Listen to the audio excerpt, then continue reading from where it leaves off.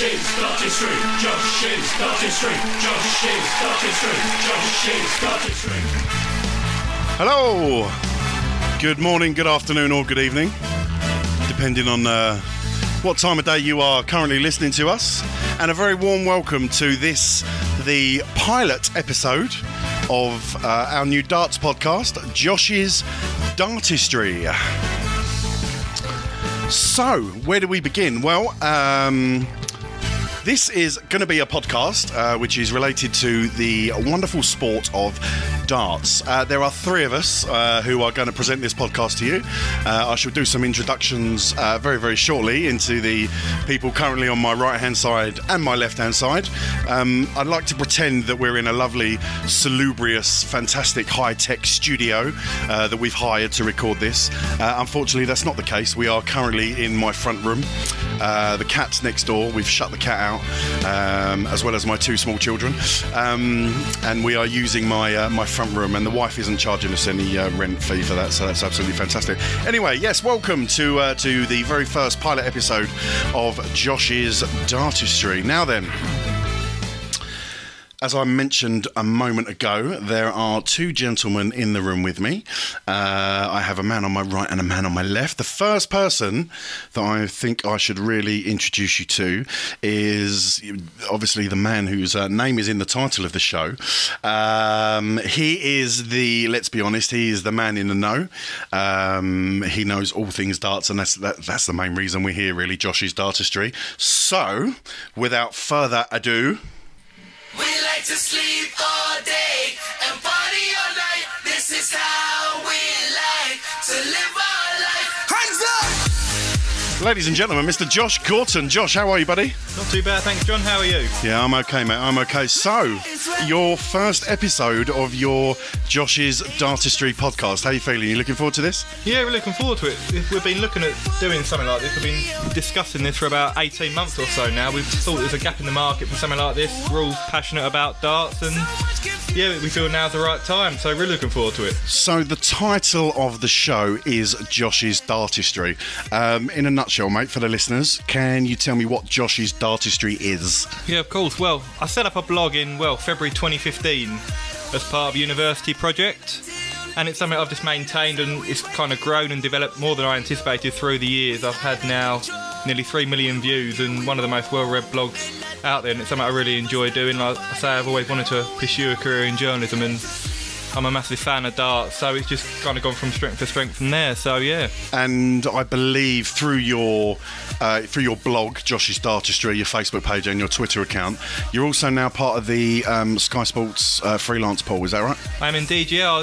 I went for a trial shift in November during the Grand Slam of darts, and it went well. I really enjoyed it. It's kind of gone from there. I was with Sky during the World Championship for a number of shifts, and that's continued throughout the Premier League and hopefully onwards. It's a fantastic opportunity which I'm really enjoying, and I'm hoping it continues for many more months and years to come. So let me be perfectly honest with you, Josh. Why darts? You're a young man now. I know darts has probably evolved as a sport and has got a much wider and bigger fan base than perhaps it did 20 years ago.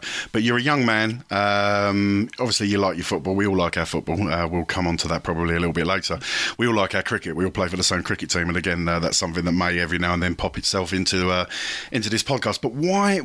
I mean, a young man such as yourself, why darts? It's tough to say, really. I mean, I remember my first darting memory was about 2006 during both the PDC and BDO World Championships. I think the first game I ever watched was, funnily enough, Jelle Klassen against Raymond van Barneveld at the 2006 Lakeside final. And the match itself, I think I was around my uncle's at the time, and I think everyone was cheering on Jelle Klassen. He was the underdog. It was his debut at the Lakeside. Raymond was obviously a 4-time world champion, the heavy favourite. And I just remember really enjoying it. It was a fantastic game. Jelle won 7-5, and from there I loved the game. I thought it was a fantastic spectacle, and I think soon after that, Raymond then joined the PDC, and I really enjoyed the way his throwing action. He's one of the most smoothest and exciting to watch in the game. And when he joined the PDC, I thought, I'm going to follow Raymond. Yeah. And that's how my support of him originated. You are quite known for your staunch Raymond van Barneveld support. I am. I did notice a few people ribbing you on Twitter the other day about it. I know, and it doesn't help that I'm coming on here after he just suffered a 7-2 defeat to Michael van Gerwen last night, but we'll get onto that later on. Yeah, we will come on to the Premier League a little bit later on. What are you like around the Ocky yourself? How are you throwing a dart? Not too bad. I've hit 11 180s before. 11? 11, yep. What, in one game? Not in one game, I was going to say. What's that, over a 10-year period? Probably 6 or 7 years. So yeah. you've been counting then? Yeah, but I don't think after hitting a 180, I think my highest score in the following visit, I don't think it's gone above 45, so that just demonstrates my inconsistency. Well, you and I have met on the Ocky once or twice. We did have a game down the pub a few months ago, and... Listen, I'm not mention the averages. Yeah, I'm not going to hang you out to dry because my performance wasn't very good either. But I don't think any of us can really claim to be looking to get to the next Q score. No, I think we'll put that on hold for now. That's a fair shout. Okay, so that, ladies and gentlemen, for now is a little bit about the man, the reason we're all here, really, Mr. Josh Gorton. However, there is, of course, as I mentioned earlier, a third part of this team. The man on my left-hand side, a long-term friend of mine, and long-term friend of Josh's, of course. And, let's introduce him now. When you walk. Ladies and gentlemen, it's Mr. Neil Connor. How are you, Neil? I'm very well, thank you. How are you? I'm good. Now then, you are, as I've just mentioned, the third cog in this podcast. What brings you to the darting table yourself? Why is darts a very, very popular sport for yourself, Neil?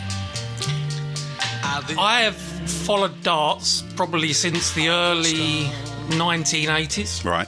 Got some early memories of Eric Bristow, John Lowe, then Bob Anderson, and then there was a bit of a gap from my memories, and then I got asked by a friend one year to join them at the World Darts Championships at the time, which was at the Circus Tavern. Blimey, you were a visitor to the hazy tavern days. I was, and I remember that first time. As I said, I'd kind of lost touch with darts a little bit, and I went with a group of friends. I believe the first game I saw was Wes Newton. Can't remember who he was playing against. Wes Newton. Yeah, but I also remember that I can't remember too much about games 2 and 3 because inexperienced as I was at going to the darts, I was fairly... I'd had a few drinks, let's put it like that. So easily done at the darts. So games 2 and 3 were... are a little bit hazy in the memory. Yeah. But I remember... Just stopping you there, do you remember Wes Newton's walk-on music that night? I don't, but I'm sure... I've thrown you a curveball there, haven't I? Yes, you have. But Josh will be able to answer that one, I'm sure. Crazy nights, isn't it? Yes, it is. Well done, Josh Gorton. Sorry, Neil, you may continue. Yeah, so as I say, games 2 and 3 are a bit hazy in the memory. Circus Tavern was a great venue. I remember this was before the smoking ban indoors as well, and I remember looking up after that first game, the haze, just seeing this hazy atmosphere. Yeah. So started to go every year after that, and have been going most years to Ali Pali. Love the atmosphere, enjoy the game, enjoy the quality of the game nowadays, which I think is at its height and has been driven to new levels. So big fan of darts. Becoming a big fan of podcasts, and as Josh said, going back 18 months or so ago, we had this idea, and we've kind of discussed it on and off ever since, and it's great to be sat here recording it. So, the Josh's, the brand is Josh's Dartistry. Let's be honest. And this podcast is going to serve as another kind of facet to the Josh's Dartistry umbrella. You can follow Josh's Dartistry on Twitter. That is at Josh's Dartistry. There's also the Facebook page, Josh's Dartistry, which you can just do a search for on Facebook. I do believe we might have an Instagram account coming at some stage. I don't think that's in effect yet, and what we're going to take photos of yet, I'm not quite sure. We just took some lovely photos actually of us sitting around the mixing desk, which we could put on Instagram. We're going to have a YouTube channel eventually, aren't we? That we're going to upload these shows to, and obviously the podcast. Now, to start off with, this is just a pilot episode, and we will hopefully be uploading this to the Josh's Dartistry. Do you know what? That's getting a bit of a mouthful. Josh's Dartistry podcast. We may have to. Did I at the time? Well, we may have to shorten it to the JDP. What do you reckon? Could work, yeah, could the work. JDP. Yeah, I think it works well. I mean, obviously, I want to push the brand name, but we might have to, just for conversation's sake, shorten it to the JDP. But yeah, so we're gonna record some episodes of the podcast, which will be available to stream. Just to start off with, to stream on Josh's website. www.joshsdartistry.com. Lovely. Eventually, it is our hope that we will upload to iTunes, and you'll be able to subscribe to the podcast, and then you won't have to worry about downloading it yourself. If you've got your automatic update switched on, it will automatically upload the latest episode for you. There are avenues that we may look at. There are other podcast providers, places like Spreaker, Audio Boom, that kind of thing, that if all goes well and we're happy with what's going on, then we may upload to those kind of sites. There are quite a few different podcast sites these days that you can upload to and also download from to get your audio content. But that's all in the future, so we'll have to see how that goes. Josh, in terms of the podcast, in thinking about content, the kind of things we're going to be discussing, the kind of things we're going to be doing on the podcast, can you give us a little bit of information about what the listeners can expect from us going forward? Yeah, of course, John. Well, we're going to look for quite a variety, of course. Obviously, at the moment, we're in the midst of the Premier League. Judgement Night ahead next week in Liverpool, so we'll be discussing the Premier League and obviously the European and Pro Tour circuit. There's so many tournaments now, virtually every week, so we'll be discussing... There's barely an off-season now. The only interlude is during the summer in terms of the main tour. There's no Pro Tour, European Tour events, I think, for August, but there's still the World Series events now down under, so there's very few free weekends for players. It's a demanding tour, but the incentives are there if you perform. I think anyone in the Premier League, this is a very demanding time of year, because it's literally play on a Thursday night, jump in a car or jump on a plane to go and play the European Tour event at the weekend. So if you look at the lads playing last night, I think 8 out of the 10 are now in Germany for tomorrow's... Yeah. And I suppose it would, just sticking with the Premier League for the moment, there are obviously English guys on the Premier League, and let's be honest, the majority of the nights are hosted in England. But okay, we can talk about Rotterdam and we can talk about a couple of the other countries. But for somebody like I don't know, Mensur Suljovic, for example, it's not like the events are in his home country or in his hometown every other week. It is a pretty grueling schedule for some of them. Well, it's why Mensur this year hasn't competed in a lot of the Pro Tour events. He made the decision to skip all 6 UK Open qualifiers. Yeah. He stayed away. He's got a young family. I think he had a child born last year, so he opted to skip them. He missed the first set of Players' Championship events, and he's also missing Players' Championship 7 and 8, which is the start of next week. So he obviously something has to give. He's in the Premier League. It's his debut. He's focused on that, so he has to prioritise that. I'll tell you what, though, you have to love a bit of Mensur, don't you? You're simply the best. And one absolutely fantastic. Do you know what? Whenever he comes out as a young man, this reminds me of Frank Bruno, when Bruno used to come to the ring to fight. I can't help whenever Mensur comes out thinking back to dear old Frank Bruno. But yeah, Mensur, what an absolute character. Mensur Suljovic may feature in one of our features that we're going to do for the podcast when we're going to do a little player in focus once a week or however. We haven't really decided how often we're going to record the podcast yet. We'll see how it goes. But I think Mensur is going to feature probably on one of the episodes on our player in focus, because he is, as I say, he is a real character. He's got a really interesting backstory, and it would be really interesting to have a chat one night about the gentle himself. Anything else, Josh, that we are looking to be covering during the podcast? Well, as you mentioned, John, we're going to have like the player in focus, so as we say, whether it be every month, every week, whatever. We're going to look at a certain player, their form throughout the year, any interesting backstory. So that's going to be a feature we hopefully continue to run. I think you and Neil have got a Challenge Josh segment up your sleeve. Yeah, trying to embarrass me in front of I the shall be leading listeners. the Challenge Josh. I am looking forward to Challenge Josh. Today we will jump back to 1993, Josh. Hang on, was he even born? Was he born? How old were you, Josh? -2, I wasn't.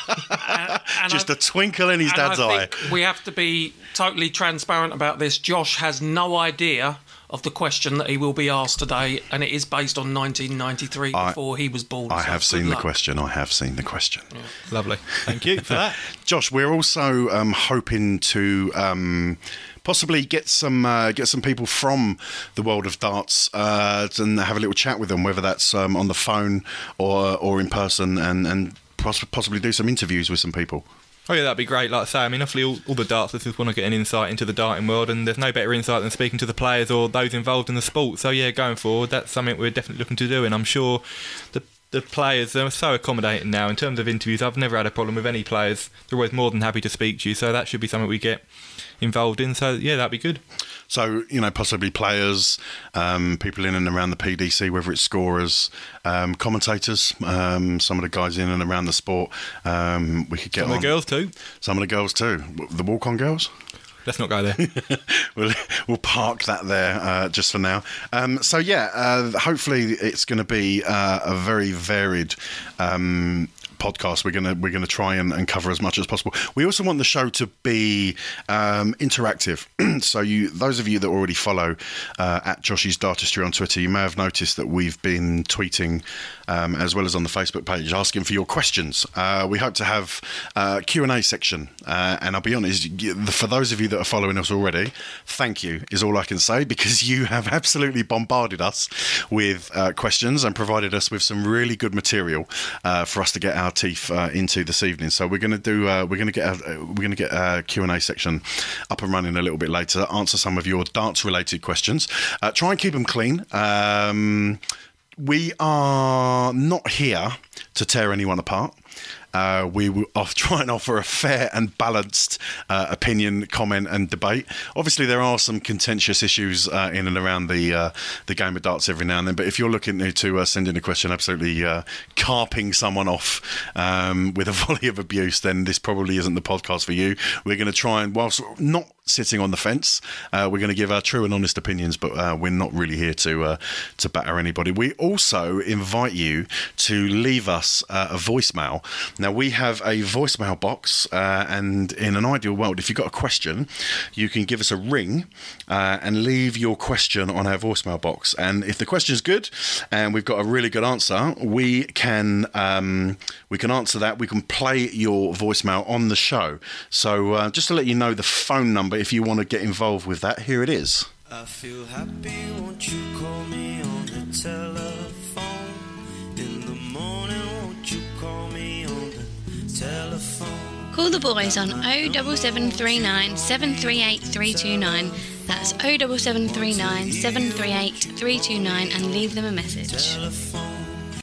Yeah, so as I said, you can leave us a voicemail. That was the number, 07739 738 329. That's 07739 738 329. Leave us a voicemail and we'll play it and do our best to answer it on the show. Moving forward, in regards to content on the show, Neil, we are looking to discuss a couple of things. Firstly, you are going to be looking at the odds for us. Can you tell us a little bit about that? Yep, so each recording of the podcast, I will try and bring some odds to the table. So today we'll be looking at Premier League odds, odds for those that are going to make the semi-finals, those that are going to be relegated. We're down to two people, and then for the Premier League overall. Then we've got another European Tour event at the weekend. We'll have a look at the odds for those. I think I've picked an outsider that I think, based on last night's form at the Premier League, which we'll discuss shortly, may be worth a punt. And also we'll look forward to the 2019 World Championships and the odds as they stand for that. Excellent. We should point out that as a podcast, we accept no responsibility for any lost income, any bets that don't come in. And of course, with regards to the odds section, we always encourage you to gamble responsibly. And when the fun stops, stop. Neil, we're also going to be looking at in the news. Yep. So any news items coming up? What can you tell us about that? So I think what we're doing within the news is looking at slightly more obscure dart stories that we've seen in the news over the past weeks that people may not be aware of. So we've got three items today that I'll run us through, and as I say, it's probably things that are not in the mainstream media that people will have read about or seen. So we'll run through those 3 items a bit later in the show. Excellent stuff. Okay, well, I think that pretty much sums up. Don't want to give too much away at this point, but I think that pretty much sums up the podcast, what we're aiming to do, what we're aiming to bring you. Hopefully, guys, for those of you listening, we hope you enjoy the podcast and what we're about to bring to you. Who knows where it might lead? We might do this and get a load of negative feedback and knock it on the head next week, or you might give us some feedback and tell us that you quite enjoyed it, and we will continue and take it from there. I think at this juncture, we're going to take a very, very quick break, and we're just going to play you a very quick advert.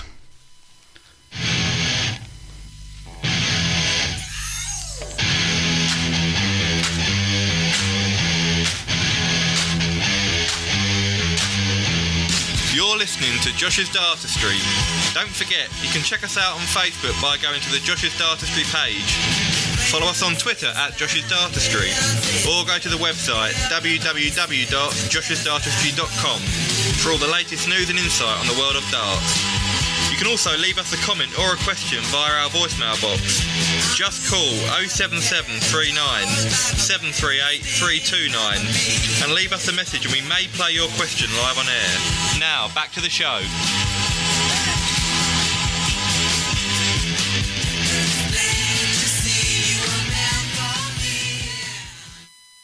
Josh's Dartistry, Josh's Dartistry, Josh's Dartistry, Josh's Dartistry. And welcome back to Josh's Dartistry podcast. Okay, we are now going to move on to the Premier League. The Premier League came to us last night. That came from Belfast. They had a good 7,500 people in attendance in Belfast last night. It was a rocking crowd. They love their dance in that part of the world, as Dave tells us every week. We're going to hear from Josh, who's going to give us a Premier League report. Go for it, Josh. Well, first up in Belfast, we had Gary Anderson taking on Mensur Suljovic in a repeat of the 2016 Champions League final. Mensur won that game on that occasion, but last night it was Gary Anderson who came out on top 7-5. Gary started strongly, got 3-1 ahead. Mensur pegged it back to 3-3, but just couldn't quite cement that breaker throw he got. Went down to a deciding leg. Anderson put in a 1-7-1, took out 9 to win it. Good performance from Anderson, 97 average. He's been hard to beat. Last few weeks, he's unbeaten now in, I think, 5 Premier League matches. Yeah. He obviously had a back problem at the start of the year, and there was rumours he may have to pull out, but now he's in the top 4, and I think he's going to be very hard to dislodge from that. Do you not think Mensur has been a bit unlucky? I feel he's played better. Really, really unfortunate, league position suggests. Even last night, you look at the averages, is 97.94 and Anderson 96.91. Now, Mensur's been really unlucky. I mean, if you look at the tournament averages for the entire 8 weeks, he's actually got the second highest tournament average behind Michael van Gerwen. Yeah. Whereas you look at Michael Smith, who's got the second lowest, yet he's second in the table. So it's a combination of his timing's not quite been on point at the crucial moments in matches. He's lost a lot of games 7-5, but his opponent's been playing really well against him. I was really impressed with Anderson last night. He had 2 ball finishes. He also had a ball finish to win the game that he unfortunately missed, but he did it 2 of them. And what really impressed me with Anderson last night was his switching. Obviously, when a couple of times he did cover the bed on the 20. He switched down to 19 so naturally, and his success rate on the 19s last night I thought was really good. And the doubling as well. Yeah, go on, Josh. Sorry. No, 50% on the doubles. I mean, Anderson, if there's one frailty in his game over the years, it's been his doubling. But in this year's Premier League, he's been really clinical. I mean, he hasn't produced the power scoring we know he's capable of in a lot of games, but he's just taken advantage of his opponent's mistakes, and he's, again, like you mentioned, John, 2 ball finishes. I think that 1-2-4 when Mensur was just missed tops, that made it 5-3, I think, to Anderson. That was a turning point, I think. I think with Anderson, I think you're right that the back trouble he had a significant impact in those early weeks, but I think it was mentioned on commentary last night that he's the one person that you think can go toe-to-toe with MVG and go the whole way with him. So running into form at a good time, I think. Was he wearing his glasses last night? Did he have his bins on? Who, Gary? Yeah. Yeah, he's worn his glasses now for, I think, about 2 years now. He's just more comfortable with them. Yeah. Okay, so that was Suljovic Anderson. Josh, moving on. Next match up was Smith v Price. Yeah, Michael Smith came into this on the back of a 7-2 defeat against Van Gerwen in Glasgow, but he bounced back by getting a 7-2 win of his own against Gerwen Price, which saw the Welshman eliminated from the Premier League. He is a goner. It's been a tough campaign for Price. I mean, I think he deserved his selection. He made the World Cup final with Wales, also the UK Open final. Yeah. He merited his inclusion, but it's just not gone his way. And he tweeted last night he's absolutely hated the Premier League. I mean, that got quite an interesting response on social media, but I don't blame him for it. I mean, who enjoys going around the world and getting beaten every week? These are winners, and it's not tough fun. for him. It's not fun. Smith, though, again, for me, really impressed with Smith again this week. Yeah, Smith, in his debut campaign in 2016, he was a bit like Mensah. He was playing well, but just not getting the results. And this year, I think he's better off for the experience. He's a lot more mature now, and he's able to win games without playing his best. He made reference last night. He's not worried about averages. I think you saw a big difference last night in what the two players had to play for. So Michael Smith, very much in the mix, performing okay and getting results. And then you've got Gerwyn Price, who I think was already resigned to his fate over the last couple of weeks. You've seen him getting involved with the crowd. Yeah. I just think he's, and you saw it in his tweet today, he's clearly not enjoyed it. The experience seems to have suffocated him a little bit, and it's no surprise after the way things have been to see him exiting.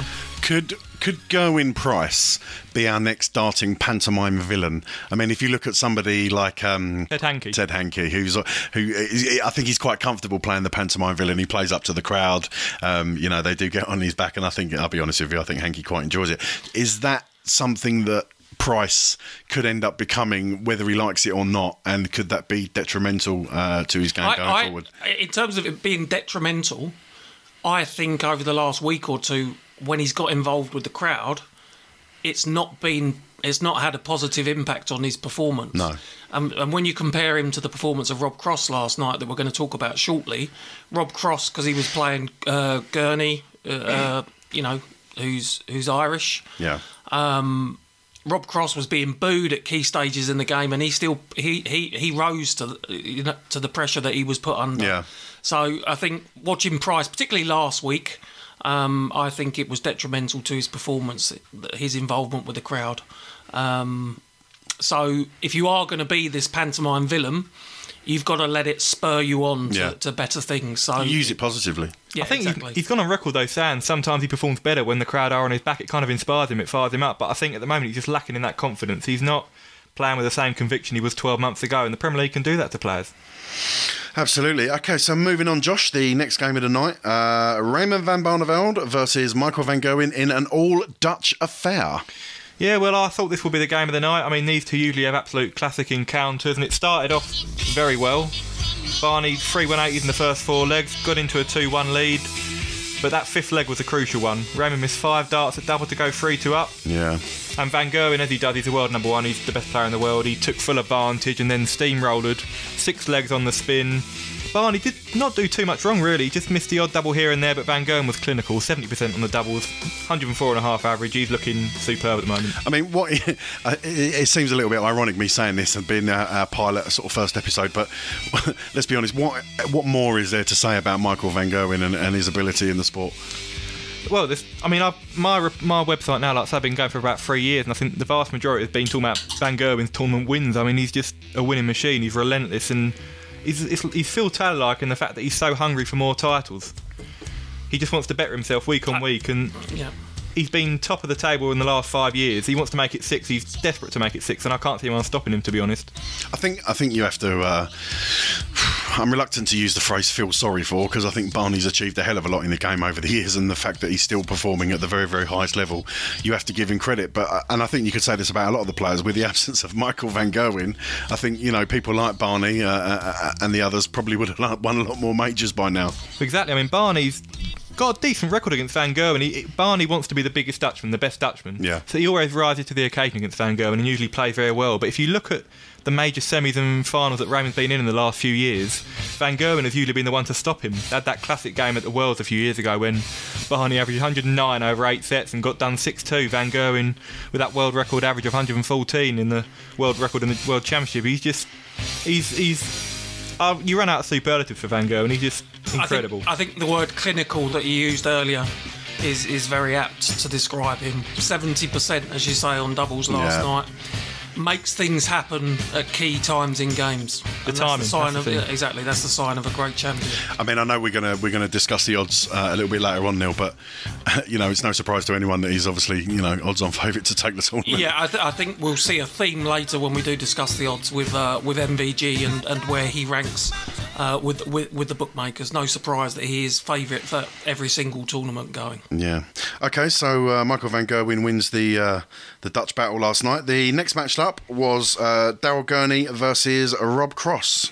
Yeah, this was the match of the night. Obviously, Daryl Gurney returning home to Belfast.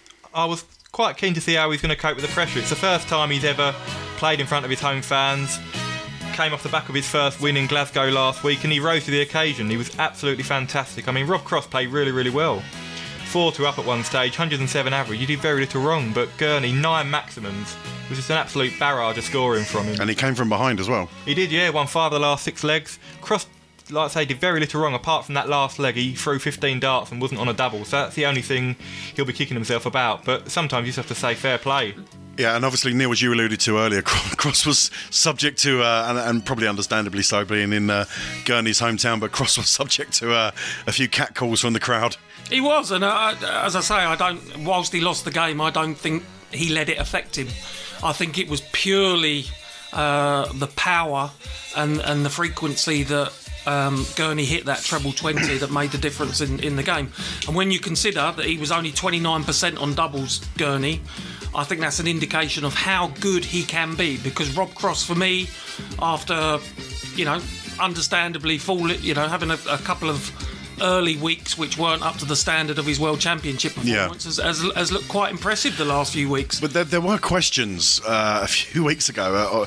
But again, we talk about social media a lot. I did see a lot being thrown around on social media. Rob Cross, is he the real deal? Is he a one-hit wonder? And I think that's been quite unfair to Rob. Absolutely. I think there was always going to be the after effects of such a massive rise to fame that he had last year. He's come from out of nowhere to be world champion. So the first couple of weeks he was a little bit slow, but I've been very, very impressed with him the last few weeks. And I think it's testament, because I thought he played quite well last night as well. I think it's testament to how well Gurney played that he was able to take Cross out. Fantastic. And I think I know we had a quick chat before we came on air. We all agreed that was probably game of the night last night in terms of all the fixtures. Oh, definitely, roughly with the atmosphere as well. I thought both players were fantastic. I mean, Cross averaged over 100, Gurney nearly a ton. It would have been if he hadn't missed those doubles. It was by far the game of the night. But this is we're talking about Gerwyn Price and the impact of the fans. I think we saw 2 players there in Gurney and Cross. OK, Cross was defeated, that both did rise to the occasion. Agreed, yeah. Okay, moving on to the last match of the night. And a somewhat under the weather Simon Whitlock. It was alluded to when the show started. Wayne Mardle let us know that he'd had a chat with Whitlock before the matches last night. Whitlock suffering from a little bit of flu and under the weather. So Whitlock v Wright, Josh. Yeah, so I think this was probably the second best game of the night. Really good contest. 13 maximums between them. Whitlock 7, Wright 6. I knew Whitlock was carrying a little bit of flu over the weekend at the European Tour, and he looked. I mean, when he was throwing, you mentioned it to me, Neil, because we watched it together last night. He looked a bit glassy-eyed and a bit. You could see that he wasn't fully fit. Yeah, he didn't. He struggled in the European Tour over the weekend. He got to the quarter-finals, but lost out quite convincingly to Michael van Gerwen. And Peter Wright came back into form at the European Tour over the weekend, so I fancy Peter to win this. But Whitlock, as has been the case throughout this Premier League, he rose to the occasion. He played really well and was very unfortunate. I think wide double 16 for the match for a 7-4 win. Yeah. Wright came back fantastically, and that's a really big point for Peter Wright. Moved him out the relegation zone now, and he probably should survive on Judgement Night with Mensah Saluch having to come up against Michael van Gerwen. I think a lot of people were surprised at Whitlock's inclusion in the Premier League, to be honest. Yep. And I think I'll be honest, I'll hold my hands up. I was surprised when I heard it. I think he's proved the doubters wrong. Yep. He's in with a chance of making the top 4. I'm a big Whitlock fan. I remember the fantastic World Championship he had and a fantastic final he had against Phil Taylor. And I'm pleased to see him playing so well as well, because I think he's had a couple of big averages during the tournament, and he's playing well and has fully justified his place in the Premier League.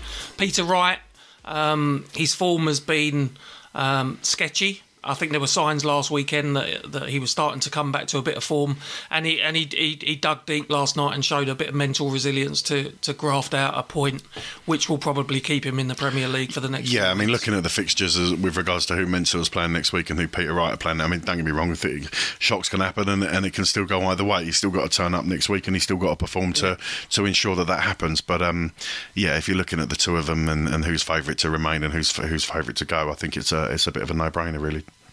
Yeah, indeed. Obviously, looking ahead to Judgement Night, we've got Simon Whitlock taking on Gerwyn Price. That's first up in Liverpool. Price, it's interesting. I mean, now he's eliminated. The shackles could be off. He might play with some freedom. He could produce his best performance of the Premier League. But Whitlock, he's been playing really well in the last couple of weeks without getting the rewards for his performance. 104 average against Anderson, lost out.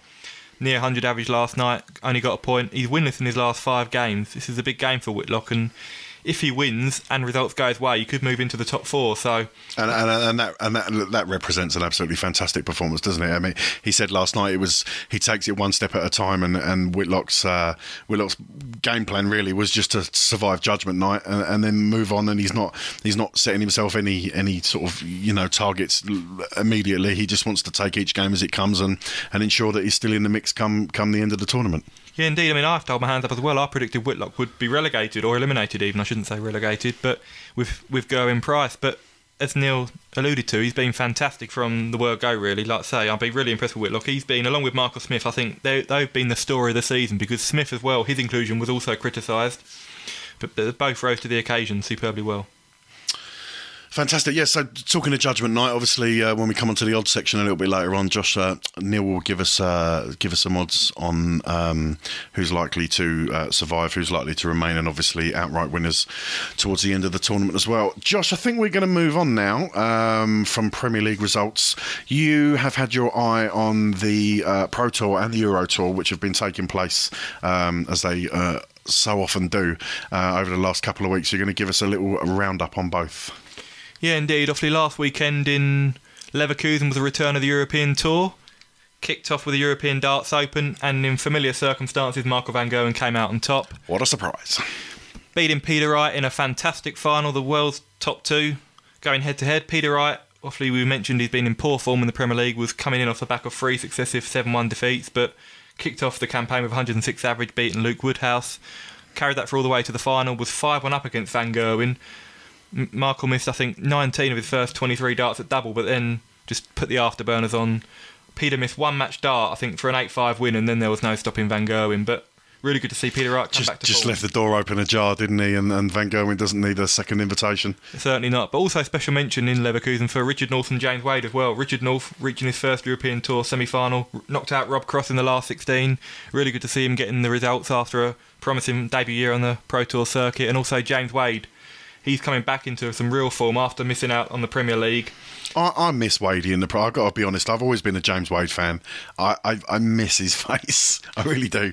No, I'm a big James Wade fan as well. I mean, all he's had to deal with is fantastic. It's testament to his ability and his also mental strength that he's still competing at the top of the game. And he had a fantastic game against Michael Smith in the quarterfinals. Michael averaged 106. James came out on top, but just ran into an inspired Peter Wright in the semi-finals. So, yeah, really good tournament in Leverkusen, and the European Tour's back this weekend for the German Darts Grand Prix. The draws come out earlier today. Some good ties ahead. I'm really looking forward to seeing Danny Noppert take on Krzysztof Ratajski, 2 BDO major winners from last year. Most of the big guns are in attendance. Obviously, no Gary Anderson, no Raymond van Barneveld, but apart from that, all the other 8 Premier League players are in attendance. It's going to be tough to stop Michael van Gerwen. He'll kick off his campaign against Steve Lennon or Nathan Aspinall, but it should be another really good weekend of darts. Yeah, we just mentioned here in Ratajski and or Noppert versus Mensah Sudovic. Obviously, we will be touching on the BDO moving forward when there's news or results coming out of the BDO. We will discuss BDO results. We're not purely a PDC podcast. We will touch on that as and when we can, as well as the ladies' game as well. I'd like to think we'll try and include as many of the versions of the sport as we can. So that's the European Tour. Josh, talk to me about the Pro Tour. Well, there's also the Challenge Tour in Milton Keynes last weekend, and it's incredible, really. We've now had eight events, and we've had 8 different winners. But last weekend it was John Davey won Challenge Tour 5. Michael Barnard won Challenge Tour 6. He's now top of the Challenge Tour Order of Merit because he reached 2 finals earlier on. Yeah. Dennis Nilsson, former BDO man, Swedish Ironman. He won Challenge Tour 7. And Ted Everts, who made his World Championship debut last year, he won Challenge Tour 8, beating Ratajski in the final. So really good weekend for all those boys.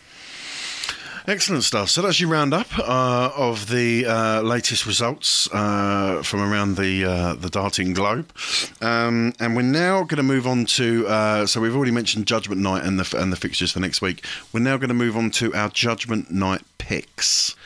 So yeah, every episode we are going to give some predictions. I mentioned earlier that we want this show to be interactive, so we're going to invite you, dear listener, to join in with this. We'd like you to give us your picks for the upcoming tournament. Obviously, we're in the middle of Premier League season, so for this episode, we are going to be giving our predictions for Judgement Night in Liverpool next Thursday. We would like you to tweet us your predictions for all 5 games.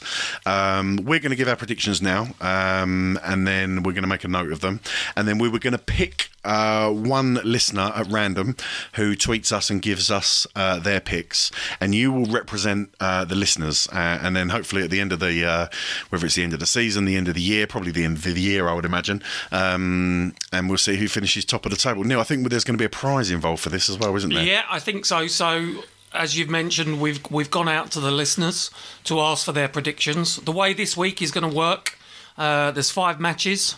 If you predict a correct score, you'll get 3 points. If you don't get the score right, but you get the result right, then you will get 1 point. The listener that responds to Josh on Twitter, who achieves the highest number of points based on their predictions, will receive a free Josh's Dartistry mug. Oh my word, the Josh's Dartistry mug. Now, I believe, Neil, you can put hot and cold beverages in the mug. Absolutely. Dishwasher safe. Dishwasher safe. Are they made in China? Probably. So yeah, Josh's Dartistry mug is up for grabs. We're rolling out the merchandise. God, we've got mugs, we'll have t-shirts soon. But yeah, just to reiterate that it won't be necessarily obviously Premier League every week. It will just be the next upcoming tournament, whether that's a major, a Premier League, a Euro Tour, anything like that. We will let you know which tournament we're looking at to get your picks in. Is that right, Josh? That's correct. That's good. Yep. Absolutely fantastic. So we are looking at Judgement Night next week in Liverpool. Predictions then, gentlemen. Game 1 of the evening will be Simon Whitlock versus Gerwyn Price. Josh, what you got? I think Price is going to be playing better than he has in recent weeks, but Whitlock's playing well without reward at the moment. I think Whitlock wins that 7-3. Josh goes for 7-3. Neil? I think Whitlock will win. I've also got 7-3. I think Price is resigned to his fate, and Whitlock will cruise home. Yeah, no surprise. It's a hat-trick around this table. I'm going Whitlock to win 7-2. Game 2, we move on to Raymond van Barneveld versus Michael Smith. Yeah, big game for both players. Raymond trails Michael Smith by 4 points in the table, so if Smith wins, it's 6 points. That's a big gap. So Barney needs to try and win this and stay in contention. It's going to be close. I think if Barney hits his doubles, he just has the edge. I'm going 7-5 to RVB. Neil? This one's a tricky one for me. Smith has been consistent and got points on the board. Barneveld, you never really know. If he turns up in top form, then he'll probably win. But I'm going to sit on the fence and go for a draw 6-all. Well, you're going to give me the daggers here, mate, because I didn't see what you've written down, but I've gone for exactly the same thing. I'm going for a 6-all draw. I can't split the two. Game 3 of the night will be Gary Anderson versus Rob Cross. Josh, what you got? It's a tough one, this, because Rob Cross is playing fantastically well. I know he lost against Darryl Gurney, but his head-to-head record against Anderson, they've met 5 times, and Gary Anderson has won on all 5 occasions, so that's got to count for something. But I think I'm going to sit on the fence. I'm going to go a 6-6 draw. I can't pick this. Okay, Neil? It's going to be a tight game. I think Cross will just have the edge, and it will be 7-5 to Cross. I've gone the opposite. I fancy Gary in this one, and by some margin as well. I've gone Gary to take this 7-3. Ooh, wow. So if you can jot that one down for me, I may live to regret that one, but that's what I'm going for. Game 4 of the night, the gentle Mensur Sulovic versus Michael van Gerwen. Josh? I'd love to see Mensah stay up because I think he's a fantastic character. I think he's been unlucky in this Premier League. Second highest tournament average, as I said earlier, but I just can't see him living with Van Gerwen's scoring power. I think Van Gerwen wins this 7-3. Neil? I think Mensah, again, will give us a consistent performance, but I can't see him beating MVG, and I've gone 7-4 to Michael Van Gerwen. I've gone a little bit even further in favour of Van Gerwen. I'm not going to quite declare it a whitewash, but I have backed Michael Van Gerwen to win this one by 7-2. 7-2 Michael Van Gerwen. And finally, in what could prove to be very decisive in the evening, the last game of the night is Daryl Gurney versus Peter Snakebite Wright. Josh, what you got? Tough one again, because like I say, we don't know what the context will be of this match. It could be a bit of a dead rubber for Peter Wright if he's already safe, but if Mensah does manage to get a result, there'll be huge pressure on him. I think Peter Wright showed signs of return to form over the Euro Tour and against Whitlock. Gurney was fantastic, but can he replicate that performance? I'm not so sure. I'm going to go Peter Wright 7-5. Neil, what you got? I agree with Josh. I see Wright starting to recover his form. I was very, very impressed with Gurney last night. I'm going to sit on the fence again, 6-all. Fair enough. Yeah, I think it'll be a bit of a dead rubber come the end of the night. I think Peter Wright will be safe by then. But on the flip side of you two, I am going to go for Daryl Gurney to take this one. I've got Gurney winning this one. It's going to be tight, but I've got Gurney winning this one 7-5. Okay, so that concludes our picks. Don't forget, as we mentioned earlier, we want to see your picks. Get in touch at Josh's Dartistry.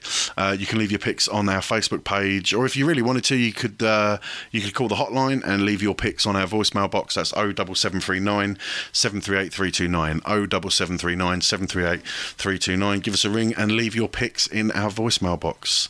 Okay, I think what we're going to move on to now, because it will probably fit in quite nicely with our Premier League picks, we are going to go on to... Here comes the money. Here we go. Money talk. Here comes the money. Okay, we're going to move on to our odds section now. For those of you who like a little bit of a flutter, this one might interest you. Neil is going to preview the odds for Judgement Night next week, as well as a few other bits and pieces. Once again, ladies and gentlemen, we do remind you to gamble responsibly, and when the fun stops, stop. Neil, over to you. Okay, thanks, John. So we start with the Premier League, the matches that we've just previewed. You've heard our predictions. Now let's see what the bookies are saying. So Premier League odds coming to you from Paddy Power. So we'll start with Simon Whitlock versus Gerwin Price. Unsurprisingly, the bookies favouring Whitlock, who is 5-6 or 6-5 on. Gerwin Price at 12-5 and the draw at 10-3. Moving on, Raymond van Barneveld versus Michael Smith. Bookies finding it difficult to call. Both players to win the game 7-5. The draw 3-1. A little bit of value in the draw. There is a bit of value in the draw there, yeah, for what should be a tight game. Gary Anderson versus Rob Cross. Again, the bookies calling it straight down the middle. Both 7-5 to win. Too much sitting on the fence from Paddy Power for my liking. They're doing a me. And then the draw at 3-1. So some value again in the draw. Mensah Sulovic versus Michael Van Gerwen. No surprise, Gerwen 4-1 on. Van Gerwen 4-1 on favourite to win that. Mensah a massive 15-2. That's ridiculous. Outsider. That is enormous, isn't it? And the draw 5-1. And then the final match, Daryl Gurney versus Peter Wright. Interesting, Wright, even money favourite. Gurney quite a big 9-5 when you consider how well he played last night. Very big, yeah. And the draw again, reasonable value at 16-5. So that's in terms of the matches. Now, if we start to look forward to Judgement Night and next week, the odds on players to finish in the bottom two. Obviously, Gerwin Price has already gone. Yeah. And the bookies think this one is straightforward. Again, it's Paddy Power. To finish in the bottom two, Mensah Sulovic 1-10. Peter Wright 7-1. So the bookies there saying that they think it's a done deal.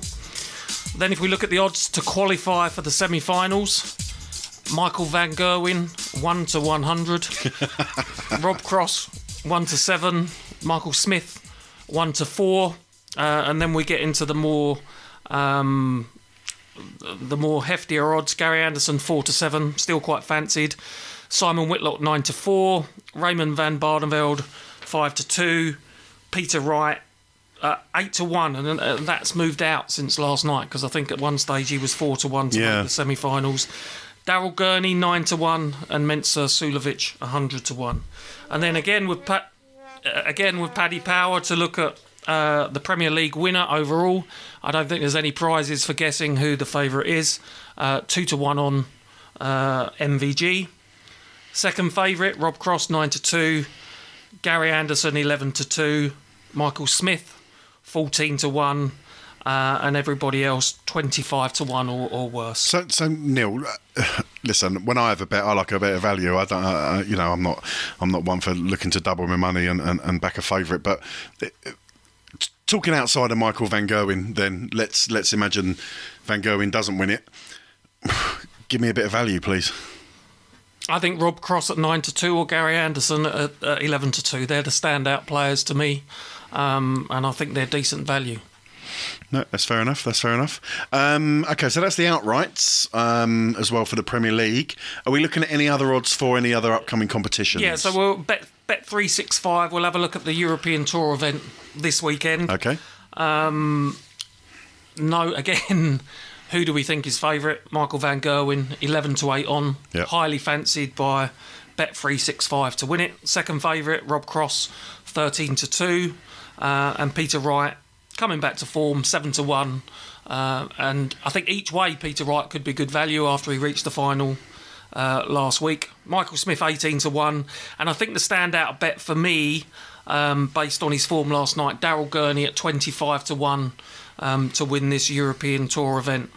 Lots of other players with big odds. Adrian Lewis 40-1, Simon Whitlock 40-1.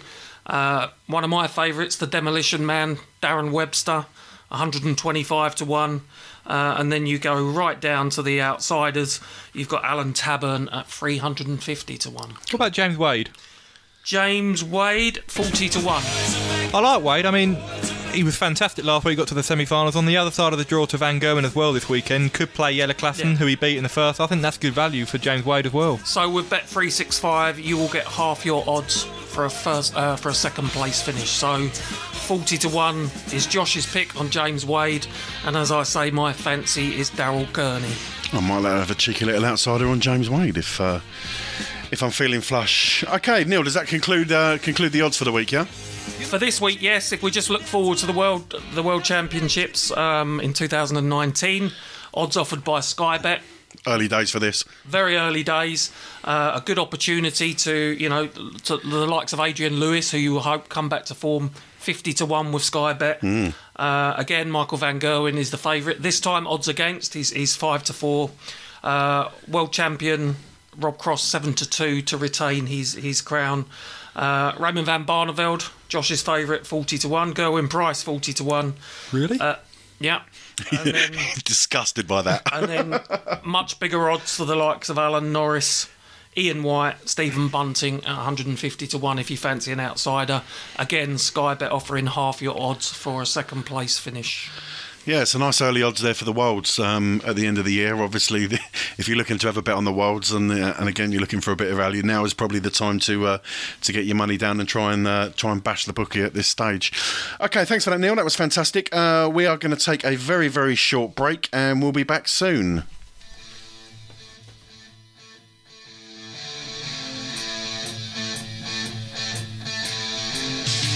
You're listening to Josh's Dartistry. Don't forget, you can check us out on Facebook by going to the Josh's Dartistry page. You can follow us on Twitter at Josh's Dartistry, or go to the website www.joshisdartistry.com for all the latest news and insight of the world of darts. You can also leave us a comment or a question via our voicemail box. Just call 07739 738 329 and leave us a message, and we may play it on air. Now back to the show.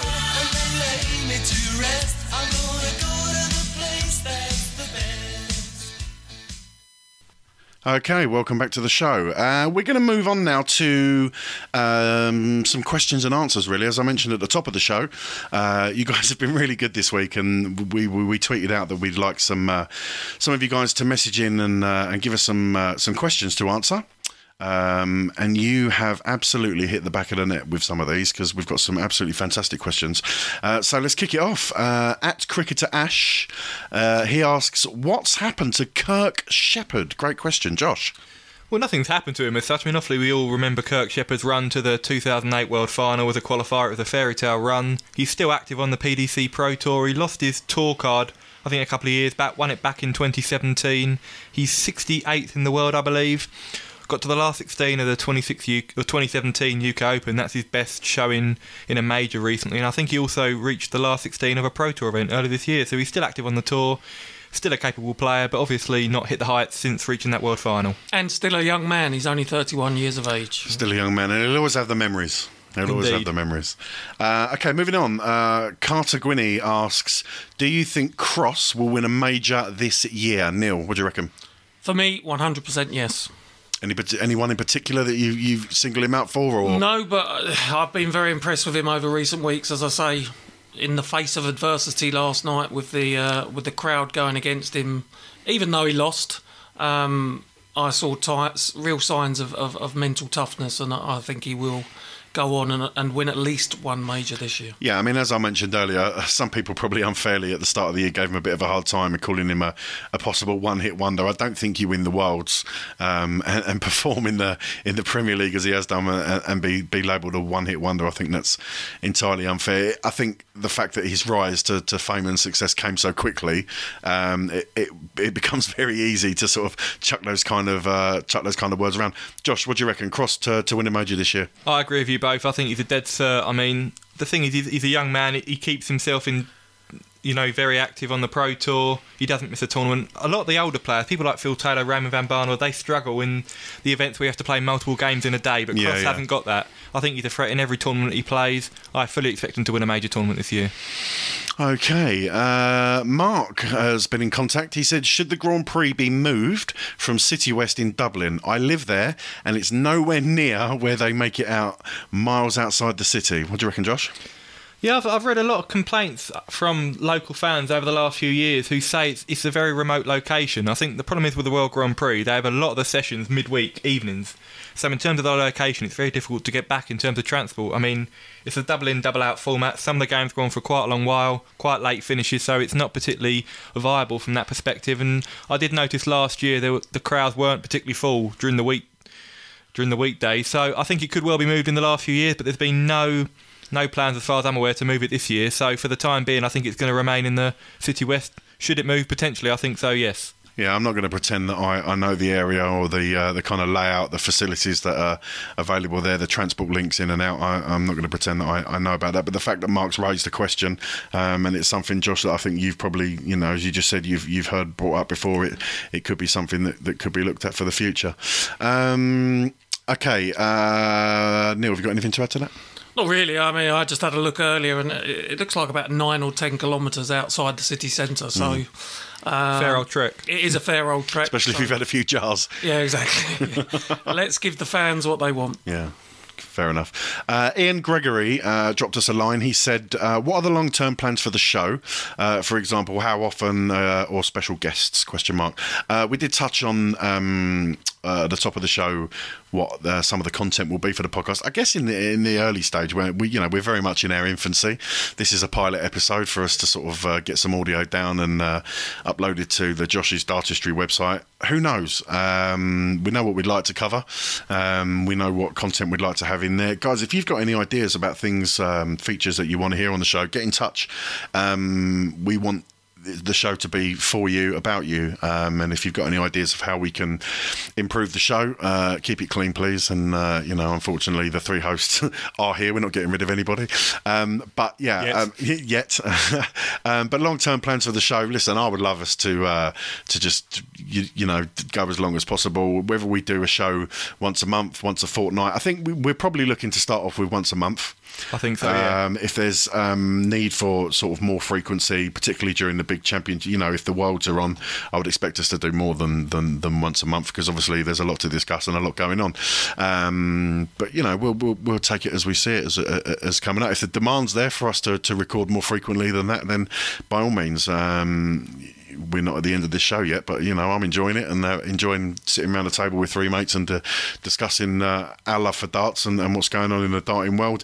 We've talked about possibly getting some people on to interview and give you an even more in-depth look into the world of darts, bringing you the news, the odds as Neil's just done, our Premier League pick section. But once again, guys, if you've got anything that you think would be a benefit to the show that you'd like to hear included, get in touch and let us know. What do you reckon, Josh? Yep, totally agree. Like I say, obviously we're trying to make it as engaging, as interactive as possible. So whatever you want to hear, just let us know and we'll try and accommodate you.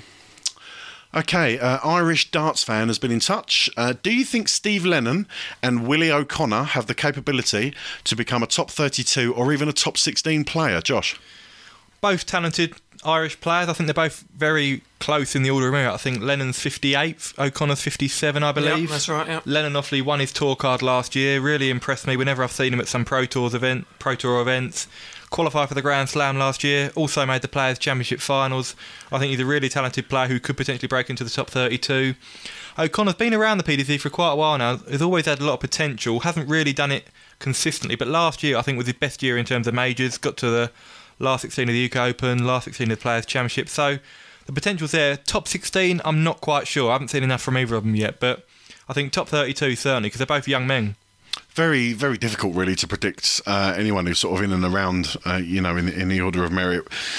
Regards to getting into the top 32 or the top 16, there's so many more darts players now than there was, when I first got into the sport 15, 20 years ago. There's so many people competing to get into that top spot. Obviously, the prizes on offer now in the PDC for tournament wins are so much more than they used to be, what with the sponsorship and this, that and the other. There's so many more people trying to compete and get into that, what you would call the kind of elite level, where you're earning the good money and making a really good name for yourself. It's so difficult to predict who's going to kind of make it into those kind of numbers, Josh. Yeah, the strength in depth is huge now in darts. Like I say, I've been lucky enough to go to a few Pro Tour events over the last couple of years in Milton Keynes, and I think in the past, first couple of rounds you may draw a player, you may almost have virtually a bye to the, well, not a bye, but you have certain players you may draw, you're quite confident of beating them, but now every player in that field is capable of averaging 100, capable of beating anyone in the world. It's so big, the strength in depth now in the PDC. Okay, let's do one more. Neil, SAFC asks, what's SA? Sunderland? Sunderland fan, I believe, yeah. Sunderland fan, SAFC George 94. Do you think Chris Dobey can kick on and push for a potential major title in the next few years? Neil? Difficult one. Good player. Again, young player. I think he's only 27. I've seen Dobey play on a number of occasions and play very, very well. I think what's missing from his game, and a lot of these players ranked outside the top 32, I think he's ranked 34, is consistency. So they are capable of going up against the very best players in the world and putting in great one-off performances, but it's being able to do it time and time again when the serious questions are asked. But as I said, he's 27 years of age. He has put on good performances.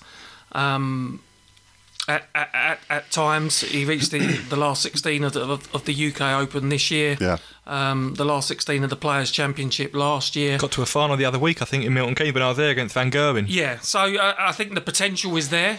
The ability is there. It's just whether him, like many others, can perform on a regular, consistent basis. Fair comment. Josh, anything to add on Dobey? Like I say, I'm a big fan of Chris Dobey. I think he's a very talented player. He's quite an old head on young shoulders, and he's also mentored and sponsored, I believe, by Gary Anderson. Now, there's not many better role models in the game of darts than Gary Anderson. Fantastic. So, under his with his support and under his stewardship, I think Dobey's got a real big career ahead of him. But there's so many top players who haven't won majors. Look at Terry Jenkins, one of the best players in my opinion in the world, never to have won a major. So it's so difficult to say whether, of course he's got the potential to, whether he will or not, it's a different matter. We'll see. Okay, guys, thanks for your input on that one. Keep the questions coming. Tweet us at Josh's Dartistry. Leave us messages on the Facebook page, or as we mentioned earlier, the voicemail box on 07739 738 329. Before we continue, I just want to stop for a minute and pause and pay tribute to a couple of people. We're a little bit behind the pale on this because of the date that we're recording this, but I didn't think it would be right for us to record a darts podcast without mentioning the unfortunate passing of Jim Bowen, who sadly passed away on March the 14th at the age of 80. There's that famous music that we all know and love. Jim Bowen, what an absolute legend. I mean, I remember watching Bullseye at home on a Sunday night, particularly during tea time with my family, dinner. Bullseye in bed, I think it was. But Bullseye, I know, brought a lot of joy to a lot of people. So much so that I think if you put on UK Gold or Dave, there's always an episode of Bullseye playing. And what absolutely fantastic entertainment that Jim Bowen gave us, really. Jim was a famous comedian on the circuit long before he took on the mantle of hosting Bullseye. And then, he took on the show and ran it for 14 years. Absolutely fantastic, alongside his long-term friend Tony Green. And some of the memories of the show are absolutely fantastic. I mean, Peter Kay, I'm sure some of you have seen it. Peter Kay does an entire stand-up routine on the subject of Bullseye. If you've never seen it, do a little Google search or a YouTube search, Peter Kay and Jim Bowen Bullseye, and there's a piece he does which is absolutely hilarious and reflects really well the joy that Bullseye was, and Jim Bowen obviously was an essential part of that. Neil, memories of Bullseye? Good memories. Again, Sunday evenings watching it on TV. As you say now, I think it's on 4 times a day at the moment on Challenge TV. Used to like a lot of the features within the programme. Remember spending hours and hours at home on my own dartboard trying to get 101 or more. 6 darts. I was the non-dart player followed by the non-dart player. So good memories, lots of sayings, super smashing great, keep out of the black and in the red, nothing in this game for 2 in a bed.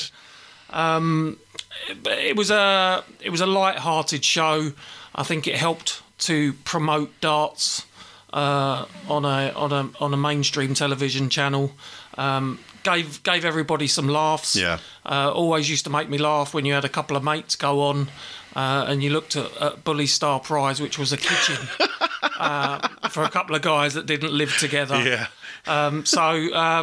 Good memories, as I say, and sad to hear of the passing of Jim. Yeah, Bullseye attracting 17.5 million viewers at his peak, so absolutely essential viewing on a Sunday. Josh, were you around during the peak of Bullseye? Unfortunately, I wasn't around, but obviously I've seen loads of Bullseye episodes on Challenge. Jim Bowen, an absolute legend of darts. Real gentleman, so awfully very sad to hear of his passing. But also we heard last week, former Master of Ceremonies of the PDC, Phil Jones, passed away, unfortunately, at the age of 71. Phil worked with the PDC from 1993 until 2007, and his actual retirement came in that legendary World Final between Phil Turner and Raymond van Barneveld at the Circus Tavern. So what a way to go out. But very sad to hear of his passing, because he's been involved with the sport for a long time. I mean, before becoming an MC, he was also a journalist at Darts World, so he was a real lover of darts and a real legend of the sport. Well, in the social media world that we live in, it's always the measure of a man. Whenever something happens like this, the darting community comes together. We saw a lot of people tweeting about the passing of Phil. Players, up and down the country and around the world, sending their condolences to the darting family and, of course, Phil's family as well. So, very, very sad news. But yeah, I didn't think we could let the first show go without mentioning dear old Jim and of course Phil Jones. Okay, next up we're going to concentrate on our player in focus segment, and this week, or I shouldn't really say week because I don't know if we're going to be recording weekly, it might be monthly, but anyway, it's just semantics. In this episode we are going to take a in focus look at Peter Snakebite Wright. Josh. Yeah, it's been a difficult start to the year for Peter Wright. I mean, as we all know, it's well documented before the World Championships, Peter was unwell. He had gallstones, and he was a doubt whether he would even appear at the World Championship. He did appear, won his first round match, played well, suffered a second round loss to Jamie Lewis, who was fantastic that night. But it's been a tough start for Peter to 2018. He suffered a second round defeat at the Masters. His UK Open defence ended very early, was beaten by young Irishman Nathan Rafferty in the third round, and as we all know, he's still in danger of elimination from the Premier League. So it's been difficult for Peter, but he's lost a couple of stone to try and improve his health. He realised that was a bit of a wake-up call with his illness. I think in the long run it'll do him the world of good. We know there's so many tournaments now in the world of darts. It's such a draining tour, so the fitter you are, the healthier you are, it can only be a positive. But I think we've seen a lot of players over the years who've lost a lot of weight suddenly, and it's taken a while for them to adjust. We look at Phil Taylor a few years ago. He went on a real fitness regime, and I think that year, I think it might have been 2014 Premier League, he lost his first 3 games. He really struggled. It can affect your balance at the hockey. He's also had a shoulder injury, Peter Wright, in the last few weeks, which I think he's over now, but that hasn't helped his form. He suffered 3 successive 7-1 defeats, which I think has never happened before to any player in the Premier League, but he's shown signs, as we've referred to in previous sections, of a return to form. Played really well at the European Tour. He was very good against Simon Whitlock. I think Peter Wright is coming back to form now, but I mean, for him to have not won a title, well, almost in April now, it's surprising considering he won 11 titles last year. So hopefully for Peter Wright now, this is the time he starts to show his true form. Do you know what one of the most consistent conversations I hear regarding Peter Wright? And that is how often he changes his darts around. Yeah. I hear it all the time. What is the deal with him and his darts? I mean, Peter Wright's lucky enough. He's so talented to be out throw with anything. I remember one game against Raymond van Barneveld. He actually beat Barney, and he was throwing these darts. They were horrendous. I don't know what they were. The points were so long on them, but he still managed to find the win. He's so talented. He can do that. Some players aren't able to change their darts with such frequency, but the main thing, when you're playing these elite players week in, week out, you have to be consistent. And by changing your equipment every week, there's no chance you can be consistent. So I think with Peter, he needs to stick with the darts he had the most success with last year, and I think he's done that. I mean, last year at the European Tour, he went back to the darts that won in the UK Open. He used them against Simon Whitlock, and to great effect as well. So hopefully now Peter Wright sticks with the same set of darts, because if he does, then he can build up consistency, he'll gain confidence, and I think then he'll show the form that's got him to world number 2. Yeah, I think we're starting to see the re-emergence. I say re-emergence, he's not really gone anywhere, but I think we'll all acknowledge that he had a fantastic 2017. Been around for a long time. I mean, debuted in the BDO in '95. Yeah, he took a long break from the game though. I think he was really struggling, and I remember hearing his wife Jo in a newspaper interview said he was watching the Grand Slam, watching all these players, and he said, "I've beaten all of these players before. Yeah. Why didn't I give it another go?" And he was actually considering quitting the game. I think in the year he got to the World Championship final, just before that, if he had a poor World Championship, I think he was considering quitting the game again. But obviously he got to the final, lost out to Marco van Gerwen, but the rest is history, and now he's one of the most established and most popular players on the PDC circuit. Yeah, and I think in 2017, any tournament, any major that people were watching, he was a prime candidate to win that, especially after winning the UK Open and breaking the duck in terms of its majors. So we talk about a slump. I'm not sure we can really call it a slump. No. He's had four semi-final appearances in the UK Open qualifiers and has reached 2 finals, which was the one at the last weekend and also the Players' Championship in Barnsley. So yes, there's the change of darts. Yes, there was the issues with the health and the weight loss, which all may have had an impact. But I think very, very soon we will see Peter Wright returning to the winner's enclosure. He's done too many good things in recent history. Neil, you touched on his form in 2017. He's remembered for his highest TV average of 119 against Adrian Lewis in week 5 of last year's Premier League. Again, absolutely no fluke there, and his consistency last year was spot on. I fully expect him to recover his form and push on and win more trophies and more majors.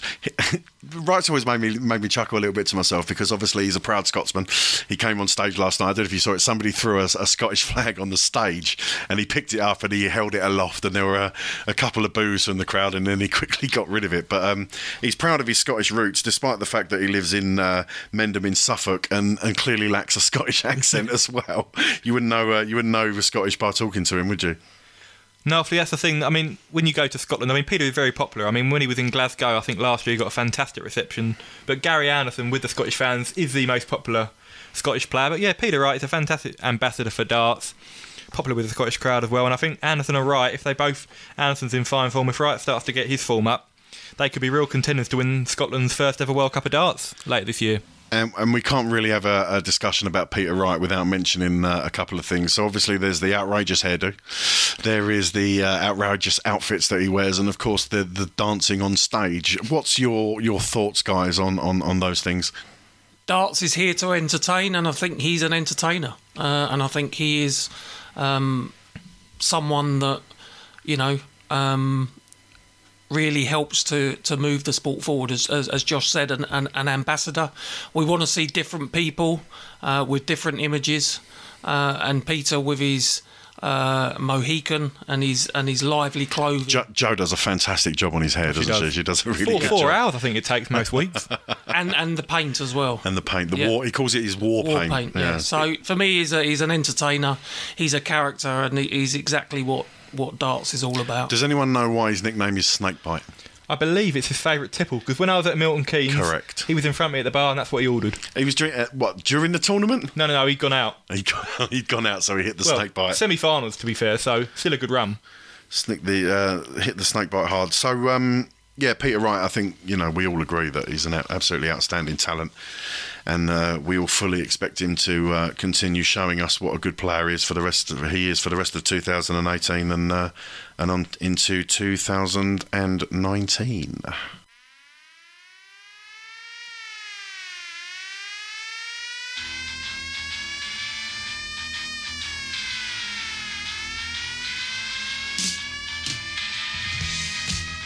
You're listening to Josh's Dartistry, and don't forget you can check us out on Facebook by going to the Josh's Dartistry page, or you can follow us on Twitter at Josh's Dartistry, or go to the website www.joshisdartistry.com for all the latest news and insight into the world of darts. You can also leave us a comment or a question via our voicemail box. Just call 07739 738 329. That's 07739 738 329. And leave us a message, and we may play your question live. Now back to the show.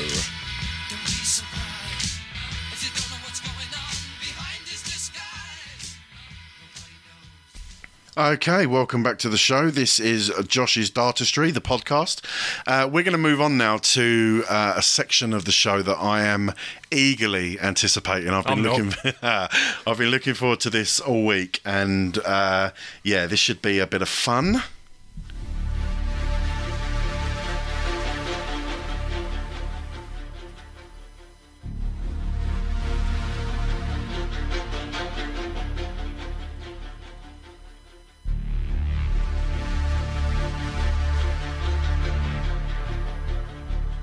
Challenge Josh.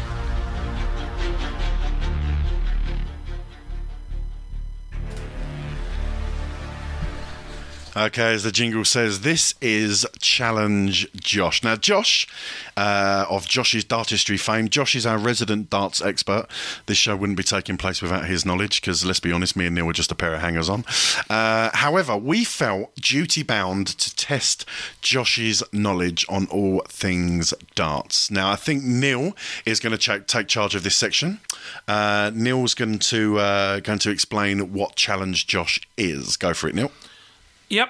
Well, as John said, Josh is our resident darting expert, and we've decided that we're going to put him on the spot and test his knowledge of all areas of the game. This is where his reputation is on the line. Yes, and I have to say, since I mentioned 1993, he's looked distinctly nervous. The colour drained out of his face. Ever since. So the format of this episode's Challenge Josh I will set a question. I'm expecting 16 players. Oh, you're joking. As an answer. And that's why we've provided you with a pen and a piece of paper. Yep. So we've just Anyone got Wikipedia? We've just handed over a piece of paper and a pen for Josh to write down his 16 answers. I think, John, we've had a bit of discussion about how long we think he should get. Yeah, and bear in mind, while he is thinking about this and writing his answers down, you and I are going to have to do a bit of filling, so we don't want to give him too much time. Okay. So I would say 3 minutes. 3 minutes max. You've got to write down all these answers, and then we'll go through them one by one. 16. 16. What? Hang on, we haven't set the question yet. I think you'll do fine. Right, Neil, what is this episode's question? Okay, this episode's question for Challenge Josh is: can you name the 16 darts players who originally formed the WDC when it signalled its intent to break away from the BDO in 1993? 3 minutes starts now. Okay, I've started the stopwatch. So, how many would you get, John? Do you know what? I was thinking about this earlier. So, when we were introducing the show earlier, we were talking about your and Josh's earliest darts memories. My earliest darts memory is watching the Worlds on television. I couldn't give you a particular year. My mum is a very, very big darts fan. She actually plays darts every Thursday for a local pub. She'd be a great guest on the show one day, actually. She can give us insight into the world of ladies' pub darts. But yeah, my earliest memories of darts are watching it obviously over Christmas time with my mum and the sort of early Phil Taylor championships in the PDC are my earliest memories. However, I do think I'd be able to name at least. Oh God, I don't want to hang myself out to dry, but I reckon I could name at least 8 of the 16. I'm backing myself for 50%. Now, obviously, Neil, you know the answers, but before you set the question and you knew the answers, what about yourself? What would you have fancied? Just by the way, Josh, you've had a minute so far, so would you have backed yourself on this question, Neil? Again, I think 50%, probably 8, 9 or 10. Right. Because I think there's some very obvious ones. But we... Go on. Don't forget, in 1993, I was older than me. I was older than you. Older than Josh. And I was older than 17. Josh wasn't even born. So this is a particularly tough question for him in the pilot show. In 1993, England were failing to qualify for the USA World Cup in '94. Yep, but no real surprise in that. But good to see Josh. I can see him scribbling down answers. He's approaching the 2 minute mark, so he's only got another 60 seconds left. I think, as someone not born when this happened, 10 out of 16 would be very, very good. Yeah, but I wasn't born when England won the World Cup, but I'd be pretty confident in naming the team. Really? Go on, then. Yeah. Oh no! What have I done? That could be a question for another time, maybe. I'm fairly sure you couldn't name them. I bet I could. Well, okay. I bet I could. Not for now, Josh. You got 35 seconds. Looking at his piece of paper, I reckon he's got 11 or 12 written down. Yeah, I've got 11 or 12 right. Listen, Josh, things can only get better from here on in. Or no, they could get progressively worse with the severity of the question. 20 seconds to go, Josh. 20 seconds to go. I don't know if he's got 16 answers. We shall see. Okay, 15 seconds to go. Just going to enjoy the theme tune to Jeopardy while we count down the last 10 seconds. Okay, 5, 4, 3, 2, 1. Okay, the music ended rather nicely there. Okay, Josh is handing over his answers. We're gonna give a pen to Neil. Hang on, Neil, just give me that piece of paper for 1 second. What I think we should do, Neil, have you got the answers to hand? I have, yep. Okay, what I think we should do is get Josh to give us his. I'm just going to sort the iPad out because I need to pass this over to Neil. Just hold that for 2 seconds. Sorry, dear listener, while we do some little change around on some audio. So if you plug that in just up there on the top there, Neil. Okay, right. I did see some correct answers there, Josh. On the top, Neil. Yeah, I think there's also some incorrect ones as well there, Neil. Right, are you in, Neil? I am. Okay, what I think we should do with this, I think Josh should give his first answer and you can let him know whether he was right or wrong. Okay, Josh, what have you got as your first answer? Phil Taylor. That is a correct answer. Well done. So that's 1 so far. Okay, Josh, answer number 2. Dennis Priestley. Correct. Okay, answer number 3. Keith Deller. Correct. It's a good start. Answer number 4.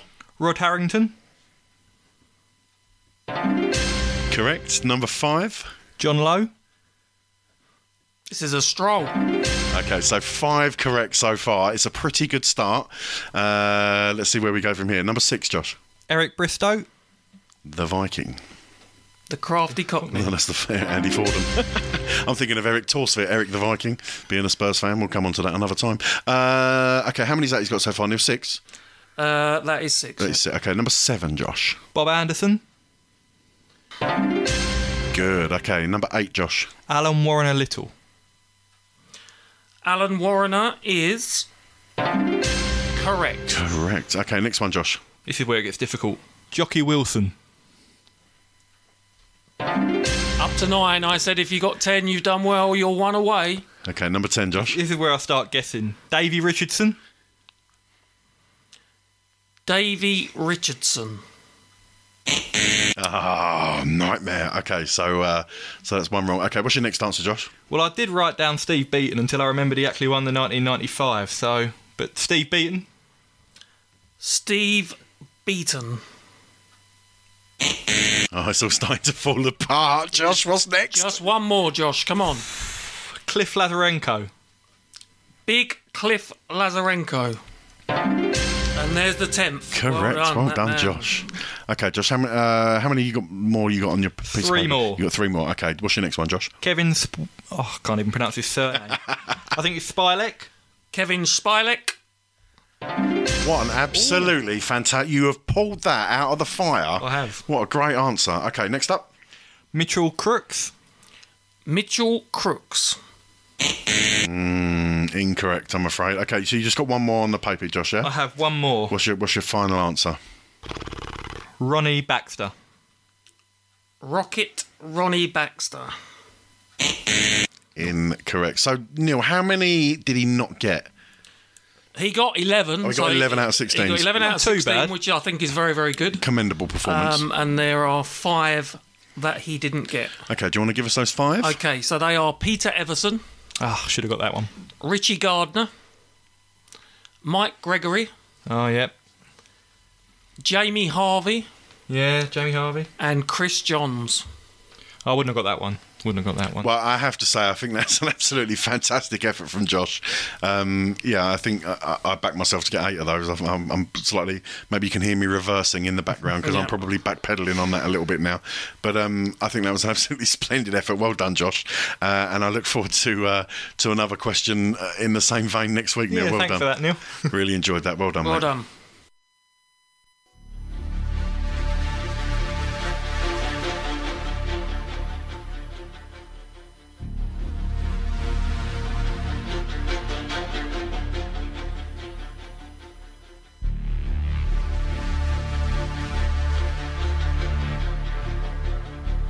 Challenge Josh.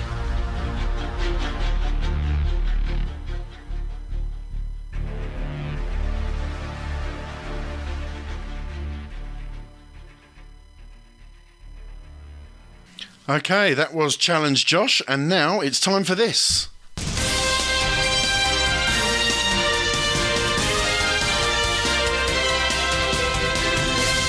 In the news. Neil, what have you got for us in the news? Okay, I think 3 articles have caught my eye over the last week or 2. So I'll run you through the details of those. The first one, reported by the Manchester Evening News. London Darts Bar Flight Club plans Manchester site in Burger and Lobster restaurant. So as I said, reported by the Manchester Evening News, the trendy London-based darts bar Flight Club is looking to open its venue in Manchester. I've heard of these flight clubs.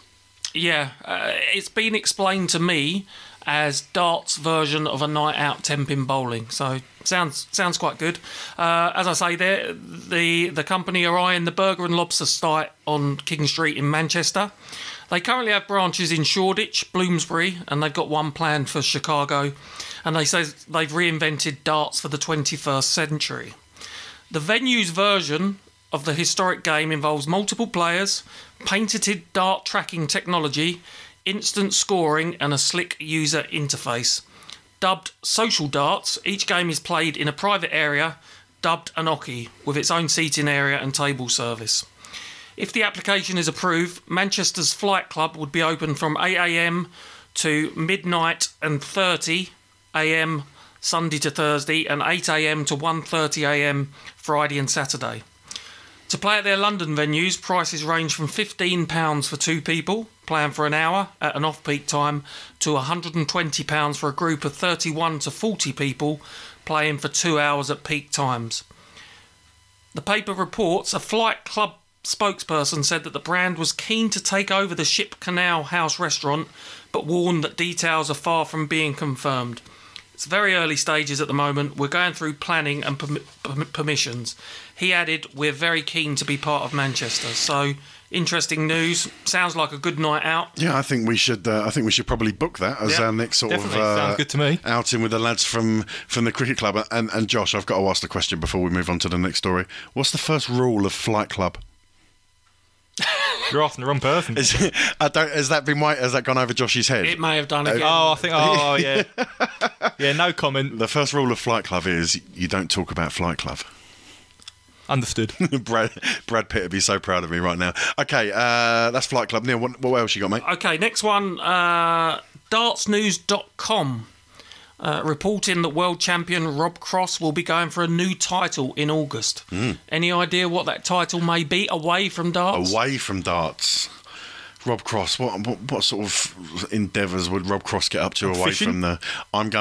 You're going fishing. I'm going dominoes. Josh is right, it is fishing. Oh, of course he's right. So dartsnews.com reports that the 27-year-old world champion has been confirmed as part of the field for the PDC Fishing Championship. The annual charity event brings together stars from darts and other sports to try their hand at competitive angling. This year's event takes place on August the 28th at Gold Valley Lakes in Aldershot. Hometown of James Wade, Aldershot. Yep. Parkinson's UK and Haven House Children's Hospice are the chosen charities for 2018. Cross is one of 3 Premier League participants gunning for the title. Any ideas who the other 2 may be? Oh, it's a tough one. I am going to say... Who's into their fishing? Gary Anderson? Gary Anderson is one. Gerwyn Price? No. The other... John? I'm going to have a stab at... I'm going to say Adrian Lewis. No, Michael Smith. Michael So Smith. all 3, Cross, Anderson and Smith, are appearing in the event for the first time. Fellow PDC ace, the Demolition Man Darren Webster, also joins them, but he's no rookie. The popular Norfolk thrower won the inaugural fishing championship in 2013. Darting legend Bobby George completes the list of competitors to have towed the Oki professionally. PDC chairman Barry Hearn is also included on the roster. So too are snooker legends Steve Davis and Mark Williams, plus former Olympian and decathlete Dean Macy. Due to the event's ongoing popularity, it will again be televised. Great stuff. Should be good. What a load of carp. Any fishermen around this table? Josh, Neil, do you any fishing skills? Never fished. Like fish and chips, but not the actual fishing bit. No. I fished a couple of times as a young boy, but I think I remember accidentally dropping my rod in a lake and waded in to go and get it, going home freezing cold and never trying it again. So no, I'm not a fisherman either. Okay. Long time out of the house though, so maybe something that I'll look forward to. Said with bated breath. Exactly. Very good, Josh. Very Okay, good. Neil, what else you got? Okay, the last one reported by the Daily Mail. British expats in the Thai beach resort of Pattaya have been caught up in another police crackdown after officers raided bars across the city. Oh dear. But this time, instead of looking for drugs or illegal booze, officers were searching for dartboards, which they claimed were being used illegally by venues. Many of the establishments affected are visited by expats and foreign tourists to the resort city on the Eastern Gulf. The raids were concentrated around Soi 6, a street known for its brothels, bars and copious neon pink signs. One bewildered bar owner on the strip reported police demanding to see a dartboard licence. When they were unable to produce the appropriate documentation, police confiscated their darts boards, reports Thai Visa. A darts board licence? Exactly. Sounds like a load of ball to me. When they inquired as to how they could apply for a licence, they were told the licence didn't exist. Very interesting. The current entertainment licence required by bars in Pattaya does not cover darts, staff were informed. This meant that bars had been illegally letting patrons play darts on their premises. The crackdown also resulted in the suspension of Pattaya's popular amateur darts league, frequented by many of the city's expats. The event's organisers took up the matter with officials at Pattaya City Hall and contacted the Thailand Darts Association to seek clarification on the matter. This is not the first time that the Thai government has clamped down on apparently innocuous pursuits enjoyed by expats. In 2016, police raided the Jomtien and Pattaya Bridge Club and arrested a dozen elderly British nationals, including a former honorary consul. Over 50 police officers and military volunteers raided the club, arresting 32 foreigners and holding them till 3 a.m. Despite not playing for money, Thai police say the Bridge Club broke the law by possessing more than 120 playing cards at one time. So, if you're planning a trip to Thailand to play bridge or darts, you may well be disappointed. If I'm honest, if I'm going to Thailand, darts and bridge are not on my list of things to do. I think we don't want to. We don't want to hear your list, thanks, John. I don't think I was going quite down the route you think I was going down, Josh. I'm talking, the old full moon parties, the restaurants, the food, the drink out there. If you can't play darts without a licence, and you can't get a licence. Well, I mean, it's not too dissimilar from this country, to be honest. In a pub, you have to have licences, believe it or not, for all kinds of things. Whether you're playing cards, dominoes, any type of games, really. Obviously, the fruit machines and stuff. You have to have a licence for singing.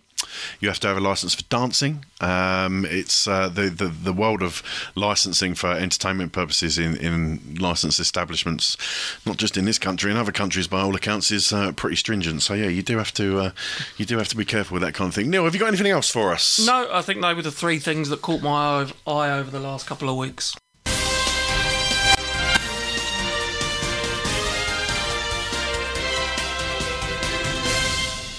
News. Okay, we're not far away from nearing the end of the show. Before we go, we're just going to head back to the Q&A section of the show. Don't forget you can contact us and leave your questions at Josh's Dartistry on Twitter, via the Facebook page, or you can, of course, call us and leave a message on our voicemail box. I feel happy, won't you call me on the telephone? In the morning, won't you call me on the telephone? Call the boys on 07739 738 329. That's 07739 738 329 and leave them a message. Okay, so next question comes in from International Darts. And the question is, will Martin Schindler ever be a top 32 player? Or is Max Hopp Germany's only hope? Josh? I think Martin Schindler will be a top 32 player, yes. I mean, he only won his tour card at Q School in 2017. He's really impressed me on the European Tour. I think that's when he produced some of his best performances. He qualified for the World Championship at the first attempt. I don't think Max Hopp is Germany's only hope. I think, in actual fact, if you kind of assess their form during the last 12 months, Schindler's actually outperformed Hopp. But I think people forget Hopp came onto the scene when he was about 17, 18. He was really young, won the World Youth title, appeared at the World Championship. I think he's still got a lot to give. I think there was a lot of pressure placed on Hopp as kind of Germany's next darting star. And I think he could be, but I think we need to kind of give him a break. I mean, it's a lot of pressure for a young man to hold. But talking of other German players, I think Gabriel Clemens this year has been one who's really impressed me. He won his PDC Tour card via European qualifying score, which took place in Germany earlier this year, and he's reached a Pro Tour quarter-final, so he's one to watch as well. Neil? Yeah, I agree with Josh. I think there are other players in Germany outside of Hopp. Schindler is one. He's 21 years of age, as is Hopp. Ranked 64 in the world already, as a young man, and has, as Josh mentioned, outperformed Hopp this year so far. So I think there's every possibility that Schindler, Hopp, and others from Germany can break into the top 32. Okay, good. Next question, and this question is probably linked to the question that we've just asked. Really, Single Ball Darts has been in touch. They say, what country will be the next to produce a star player capable of reaching the top 32 or even top 16? Which countries would you rate as upcoming, Josh? Well, I've obviously just mentioned about Max Hopp and Martin Schindler from Germany. I think you'd have to say they're one of the countries that are the most upcoming. I mean, you look at the European tour now, it's absolutely thriving in Germany. The popularity of the sport is soaring. I think if Germany can get that real star, that player who kind of breaks into the elite, I think the popularity is only even going to rise. I mean, you've seen this year the Premier League went to Berlin for the first time. That just emphasises how popular the sport is. But I think in terms of other upcoming countries, you've got to look at Poland as well. May not be familiar to some people, but this year at European qualifying school, Titus Kanik from Poland won his tour card, has impressed so far on the PDC Pro Tour, and you've also got Ratajski as well, who, although he missed out on a tour card at Q School, he won one of the UK Open qualifying events, beating the likes of Cross, Cadby, and other top. I mean, beating those type of players across one day, that's no mean feat. Absolutely. So I think you've got to look at Poland for this year's World Cup of Darts, who could be a potential outside bet, actually. When is the World Cup of Darts, Josh? I think it's either the end of May or the start of June. I'm not quite sure on the exact dates, but it's just after the Premier League. And where is it hosted this year? I believe it's in Frankfurt in Germany. Okay. Yeah, I mean, when this question came in the other day, you and I were chatting about it off air. And I know that you were concentrating on countries that are currently not inside the top 16 or even the top 32. I mentioned to you Australia. Yeah. Obviously, I know Whitlock are obviously in and around there already. Again, another sort of emerging area for me, that sort of Australasian area seems to become a real hotbed for darts at the moment. Yeah, definitely. I mean, you look at obviously Corey Cadby. Yeah. He went to Q School this year after impressing winning the World Youth title, impressing on the World Series stage. He's now won his tour card. He's already won a PDC event. He also won one of the UK Open qualifiers. He's got to the UK Open final, his first major final. Carl Anderson, he's really impressed. He won the Auckland Darts Masters, his first World Series event. So there's some real talent coming through Australia at the moment, yeah. Okay, moving on. Chris Brown has been in touch. He asks, who is most likely to be a first-time major winner? Gerwyn Price, Corey Cadby, Kyle Anderson or other? Well, Carl Anderson actually did win a TV event last year, the World Series in Auckland, but I suppose it doesn't really count as a major. It's the World Series events, they're invitational. But all three are more than capable of doing it. I mean, we've seen Gerwyn Price reach 2 TV finals last year, Cadby, as we mentioned, at the UK Open, but if I had to pick one at the moment, I'd say Corey Cadby. I just think he's got that star quality. Do you know what? I like Cadby. He's been a little bit divisive with people that I've discussed. People talk about his on-stage presence and certain things that go on, but I tell you what, if he makes it into the Premier League, I think he's bloody good television. We need characters in the game. I mean, we don't want 10 robots, and I think Cadby, he's on stage if he has that persona, but I think off the stage he's a really nice guy. I think he's quite humble but confident in his own ability as well. So yeah, I like Cadby, and I think he could be maybe this year, potentially 2 years, one to watch. He's always very respectful after a game. You know, he's very quick to shake hands with the opposition. I think he's enjoyed. Being around, the bigger players in the bigger tournaments this year. I think you used the word humble, Josh. I think you're right. He's stated publicly that he's still learning, despite his early success in his career. I think Corey Cadby is an absolute joy, and is going to be a very exciting player for the future. Neil? Yeah, I can't disagree. I think he's got something about him. I think he is a born winner. He has that air of confidence that you would associate with someone that is a born winner. We've already seen him reach a major final of the UK Open this year already. I do think Kyle Anderson has got something about him. I do think he's a very, very talented player. But if I was to pick one of those three, it's Cadby for me. Well, that streamlines nicely into another question from Adam Coleman. How many world titles is Corey Cadby capable of winning? Quite difficult to put a number on it, but are we of the opinion that is something that could be possible? I think he can. I think he can win a world championship. As I say, he does have that air about him. The first time I ever saw him, you look at him and you think, this guy's got something. Sorry to interrupt you, Neil. Does he have a Youth World Championship? He did. He won the World Youth title a couple of years ago, beating Aspinall, I believe. No, sorry, he didn't beat Aspinall. Who did he beat? Trying to think. He might have beaten Barry Vampire, I believe it was, in the World Youth Final a couple of years ago. He is used to winning, and that's a nice habit to have. And I do see him competing for a World Championship.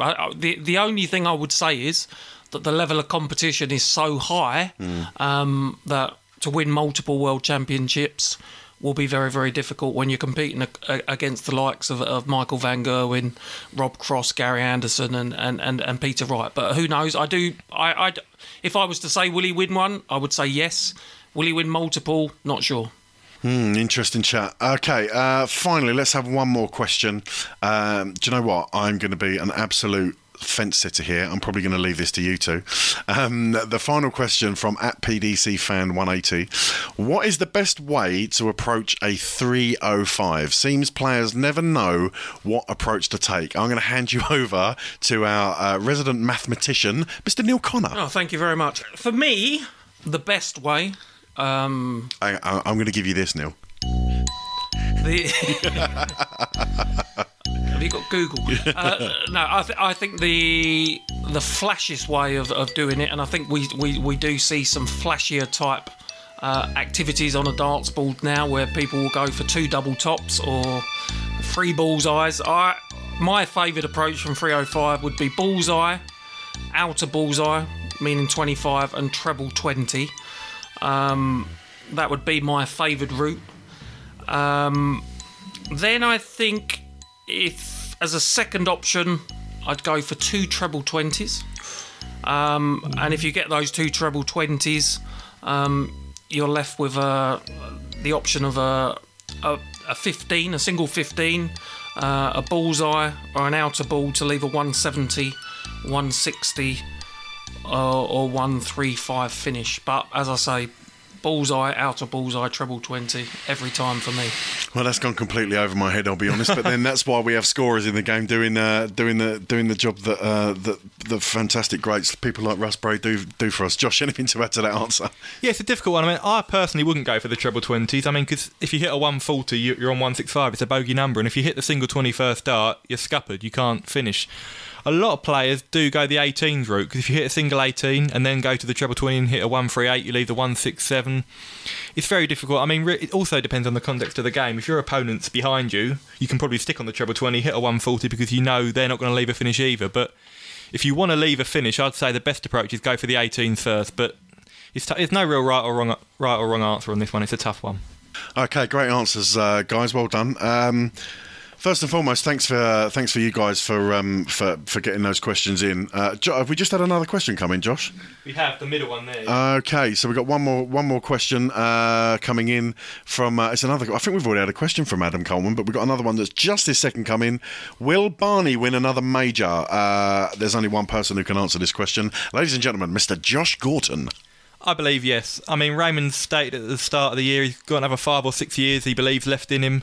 I think he hasn't won a major since the 2014 Premier League, but he's been knocking on the door. Already reached a final this year at the Masters, lost out to Michael van Gerwen, as most players do. I think the thing with Raymond now, I think he will struggle to win events where you have multiple games in one day, like the UK Open, the Players' Championship finals. But these tournaments like the Grand Prix, the Grand Slam, the World Championships, when you have more time to rest and recover after games, he's always a threat. I mean, you look at the World Championships for the last 4 years, he's reached 3 semi-finals and 1 quarter-finals. He's always in the latter stages of competitions. He's got too much class, in my opinion, not to win another major. So, yeah, and I think the best chance will be another world title, a 6th world title. Neil, Barney to win another major. Thoughts? Yes, I think he's got too much talent not to, especially if he's around for another 5-6 years. So for me, it's a yes. Yeah, I mean, just to add my thoughts onto the end of it there, I don't think you can deny Barney another major win. The consistency at this stage of his career, absolutely fantastic. He's always there or thereabouts. I would agree he's got another one in him. And listen, if Phil Taylor was winning titles at his age and at the end of his career and performing to that level, there's absolutely no reason why Raymond van Barneveld can't. And do you know what? Even if he doesn't, what an absolute fan's favourite Barney always is. It doesn't matter where he goes, whether he's performing in this country, whether he's in Holland, the crowd are always pleased to see Barney. Raw emotion, passion on stage, and an absolute legend of the game. Josh, I'll give you the last word on Barney. Yeah, like I say, he's an absolute fan favourite. Everywhere he goes, he's loved. He's one of the most popular, one of the most humble players. I think I'd love to see him win another world title. Go to 6 world titles, move clear of Eric Bristow. He's been knocking on the door, and the World Championship is the one for him. He says at the start of the year, the very tournaments he wants to win are the World Championship, the Premier League, and also the World Cup. And I think he's definitely got one more world title in him. Okay, well, that concludes the Q&A section. Once again, guys, as I mentioned earlier, thanks ever so much for sending in your questions. We do the show for you. Hopefully you've enjoyed what you've heard today, and we really want to get you guys involved and interacting. Get your questions to us for the next show. You can tweet us at Josh's Dartistry. You can log on to the Josh's Dartistry Facebook page, or you can call our voicemail box on 07739 738 329. That's 07739 738 329. And gentlemen, I think that concludes our first pilot episode of Josh's Dartistry. Neil, any comments, any thoughts? No, it was good. Enjoyable conversation. Hopefully we've kept people entertained, given them something slightly different. Agreed, Josh's Dartistry podcast is a mouthful. So are we going with the JDP? We may be looking for JDP going forward, but no, it was an enjoyable experience for the first one, and hopefully there'll be many more. Josh, the main man. I'm just glad I didn't embarrass myself completely on the old challenge, Josh. That was I've aged 5 years in the last half hour, but no, really enjoyable first show, and I hope all the listeners enjoyed it. Yeah, absolutely. I've enjoyed it immensely, and hopefully, we'll get this podcast uploaded to the website, and we'll take it from there. Keep your eyes on the Twitter feed, guys. We will be bringing you news regarding the podcast and where we're taking it and how we're going forward with it, as and when we can. But to finish off, Neil, thank you very much for your time. Thank you, Josh. Thank you very much. Thanks, John. Been a pleasure. No problem. My name's John, and we'll see you next time. Thank you.